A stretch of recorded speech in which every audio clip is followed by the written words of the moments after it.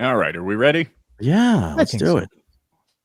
From the plane from Australia to the Tonight Show. Yeah, straight to the Tonight Show. I wrote the jokes in the town car, goofed on Bruce Jenner for like half the segment. Wow. And then as soon as it was over, the executive producer and the head writer offered me a job. Just like that. Just like that. Amazing. It was like being at the right time at the, being at the right time at the right place. I don't believe that for a second. No, it's all like he has to put it out there that he wrote the jokes that got him the Tonight Show audition. He got the audition because Howard Stern, because Jay hated Howard. And that's it. Yeah, very simple.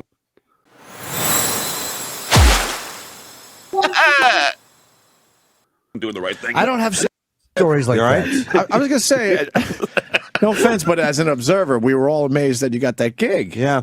We knew you were talented. The Tonight Show has a stutterer to be there and freaking announcer. Yeah, stop. But listen, it was in Norton. This is, I don't have any stories like that. He's basically saying, well, that doesn't happen. Yeah. That's not the way things are done. And when a comedian says they were amazed you got it, they were like so fucking like dumbfounded on how you would get. Why would you get that? There's so many other people in line before you in the comedy industry for years and years. Like Dave Attell over John any day. Oh shit! Getting any sort of writing job on the Tonight Show. Anybody else in that studio except John, even Opie. Yeah, at least he would be a better host than John. May not be able to. Yeah, he's normal height. He does look like somebody's like aging aunt on the right. Look at him. It's fucking retarded. I'm amazed by that. That's like entrusting Charlie Sheen with your Coke. Oh my God. Oh my God. He's been using that joke since back then. Yeah. There was a little time period where Charlie Sheen was a total fucking mess. Remember? Right. The Tiger Blood times. Yep. 2011. And this is around that time, I'm sure. Right. And so every comedian had a Charlie Sheen reference in their act because it was just, again, in the modern times, there's so many different things happening and it's truncated and people don't know stuff. Everybody knew Charlie Sheen's problem. Right. But it was also topical. Like it was also it was a hot topic at the time. Right. And now he does it on a news show in Florida right before his show. And they're like, first of all, why are you saying cocaine on a morning show? That's retarded. Yeah. And secondly, what are you talking about? Like Charlie Sheen's great. We just came out with a documentary. He's doing really well. Not if I get a hold of it. But they knew what they were doing because you fucking did some great shit. Hold on. Did you hear Attell like going, ha, ha, ha? But they knew what they were doing because you fucking did some great shit for Jay. So no, it was a lot of fun. But then the whole Howard thing happened, and then Howard went ballistic on Jay. Wait, were you still with Stern when that happened, or no? Well, did you leave Howard for that? Well, no, I left Howard to I don't think that Attell suffers fools well. Like I think Jim can roll with it because Jim's good at kind of just doing the host thing, but Dave doesn't like Stuttering John. He thinks he's a fucking jerk off. Right. And he's pretty much not going to like ham it up for him on the show. Yeah, I think that's why Attell isn't bigger than he should be, because he does not kiss the Hollywood ass, if you will. No, he doesn't kiss the Hollywood ass, but I think he's a comics comic. Right. And and John calling himself as a comic is kind of like when you're in the army. And somebody's calling themselves as, like, somebody walks into the mall with a uniform with that stolen valor thing, and they're at the Burger King, and then another like military guy goes up to him and he's like, "What the fuck are you doing, man?" Right. Tonight Show. But that was what you let. Okay. Yeah, but I gave him 2 weeks notice, and I took it bad. Like that last week, I was getting my ass handed to me. Right. And then Howard's big lament was that Jay should have called him. Right. That's true. But Dave, but wait, that's true. Yeah, I did. But here's the thing, Dave. Jay said to me, he goes, hey John, I'll like call Howard if you want. I'm like, no, it should come from me. Shouldn't it come from me? Yeah. I mean, Of course. what would be worse, Jay calling Howard or me? You know, like maybe you tell him. Maybe he felt that you should have told him, and then Jay should have called him after and said, "Look, you know, we did this, but I wanted him to tell you." All right, well, yeah, because I told Howard, but listen when somebody that he can't bully or manipulate tells him the facts, right? The normal way people think and look at things, and he starts. And yes, he did mock Attell. Yeah. then you know, and then Howard started going up on Jay. So I don't know if there was time for him to do that. Well, yeah, okay. Was that thing real between him and Jay? It was as real as. Oh yeah, I don't. They were real. He really hated Jay to that extent. Well, Howard did. I mean, Howard still trashes Jay. I mean, you know. No, I know all that, but I mean, before you left, he had pretty big issues with Jay. It wasn't as bad, but I think he always felt that Jay robbed, like jaywalking. That was the big thing, you know. Which by the way is also weird because because I did the first homeless game. That's what they said was, you know, I don't know if you remember the homeless game. I did the first one, 1996. It was a Yankees parade, and I did it 96. So when I got to the Tonight Show, they showed me tape of jaywalking since '88. You know, so it was like, you know, wow, yeah. So all. Oh wow. So that's the story, huh? Cool. That doesn't make any sense. So he's been doing those interviews since the late '80s, though, hasn't he? On Stern. Yeah, absolutely. Yeah. He's really trying to make excuses for Jay. Exactly, and it's pretty gross. Right. Hey, That guys, time he was saying it was. Hey, what's up?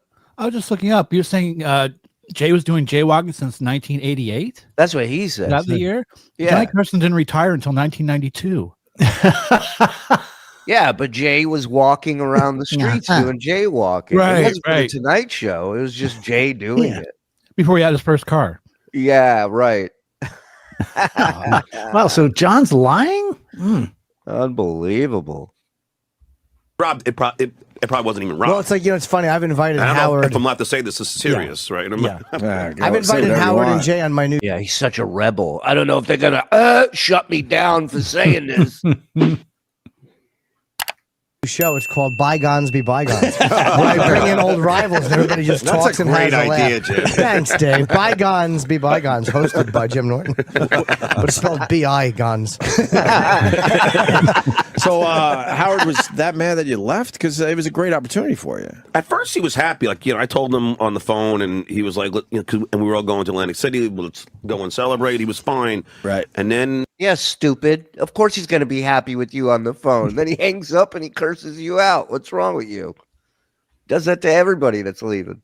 Beth, his girlfriend at the time, came to my ex, and said, "Hey, Howard's not mad at John, but he's really pissed at Jay for taking you." Yeah, and then on the Monday we got back, and then Howard had went out with Mel Karmazon. And Mel got it. Parmesan. I must order the chicken Parmesan, please. Right. Into his ear that I'm an asshole for leaving and not telling him, like before I yeah, started. you should have told. Hold on, you should have told your boss that you had an opportunity, and you should have made it right by him first. And I like that he's like he got into Mel's ear because that's easy to do. That's easy to do to fucking. Bullshit Mel Karmazon. Not to slight Dave Landau because I think he's really funny, but he kind of did the same thing to Cumia, where he was working with Crowder behind his back, and because I read the book, and I didn't know that. Yeah, so he was doing Crowder while he was doing Anthony's show, and then Anthony kind of caught wind of him doing it a lot, and he's like, "Hey man, is there anything you want to tell me? You want to talk about something? Is Crowder trying to take you?" And Dave was like, no. And then later that day, Dave quit. Dave quit the show and said he was working with Crowder. So I mean, and Anthony was rightfully upset about it. I think they're okay now. And Dave's he's a funny dude, and I don't think he meant anything by it, but that's the shit way to do it. Yeah, I mean, it's not cool. Someone's going to be pissed. Yeah.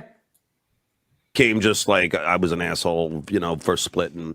I mean, it was quadruple the salary I was making, like probably even more than that. They wouldn't. Knowing the players that you're talking about a little bit, they weren't going to match the salary. And secondly, what else were you going to do for Howard? You did everything you could. Well, I was there. You answered phones, and then you repeated stuff they wrote for you. What else is there? 15 years, it was time to leave. You know, it's just like, I'm sure when you, after, you know, how many seasons of Insomniac, you're like, all right. 4. Yeah. I like how he compares it. He goes, "Hey, you had Insomniac. I'm sure it got to a point where you're like, it felt like 15. So yeah. 4. It was a great 4 years, Dave. 4. It was an amazing 4 years. As a fan of that show, we were kind of mad you didn't squeeze out another season or half two. a season. I love another that clip show. reel. No, I mean, but logically, he had to let you go. I mean, at that point, he just had to. Yeah, listen, like I said, I have no heart. I mean, I was always a fan of Howard's. I mean, ever since I was a little kid. I mean, I used to listen to him, all the time. So, I mean, it sucks because now then, like, I'm banned from the show pretty much. Still. Yeah. And that's. But why? Because when he has the problem with Jay and not you. No, because I'll tell you why. This is the silliest thing. But when I was on Facebook and everybody was accusing me of stealing. Yeah. They were saying that Howard was saying that I was stealing bits from the show. Like besides jaywalking, there was this chicken bit, who can make the Super Bowl pick the chicken or Terry Bradshaw. I had nothing to do with it. It wasn't my bit. I didn't write it. But apparently Howard had done that. You say that about everything. But, John, can I interrupt for a sec? Yeah.